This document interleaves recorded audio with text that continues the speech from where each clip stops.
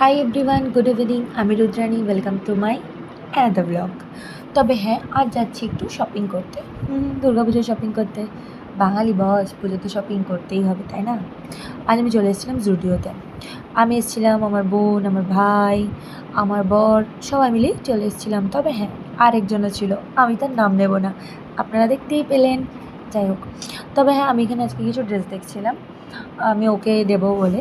কিন্তু আমার একটা ড্রেসও পছন্দ হচ্ছিলো না, বিকজ জানি না কেন সব কটাই কীরকম একটা অর্ডিনারি লাগছিলো, যেটা আমার পছন্দ হচ্ছিলো না। বাট আলটিমেটলি আমার একটা জামা পছন্দ হয়েছিল, but that was black. But ওকে খুব ভালো লাগতো, কিন্তু এটা জানেন তো, খুব মানে ওই কটন টাইপের না, বা আর এটা গ্রীষ্মকালে পরবার জন্য না, এটা শীতকালের জন্য ইজ দ্য বেস্ট। বাট ও বলছিলো যে আমার ওটা পছন্দ হচ্ছিলো না। বাট আমি বললাম, দেখো, এটা তোমাকে ভালোও লাগবে। ও বলছিলো, চলো তাহলে আয়নার সামনে গিয়ে আমি একটু দেখি। ও দেখছিলো, কিন্তু ওর ঠিক ওটা পছন্দ হচ্ছিলো না, কারণ ওটা একটু শর্ট হাতা বলে, কারণ ও অতটা শর্ট হাতা পছন্দ করে না পরতে। বাই দ্য ওয়ে, আমি এই যে এখানে তারপর নিচে গেছিলাম কিছু কসমেটিক্সের কালেকশন দেখতে। তবে হ্যাঁ, এখানে কিন্তু লিপস্টিক বা আইলাইনার বা মাস্কারা, আর কিন্তু সত্যি, বা নেল পালিশ আর লিপস্টিকের কালেকশন সত্যি খুব ভালো। আমার খুব, মানে পার্সোনালি আমার খুব ভালো লাগলো। তো তারপর আমি বিল করছিলাম এই আইলাইনার আর মাস্কারাটা। তবে হ্যাঁ, আমি আপনাদেরকে দেখাবো।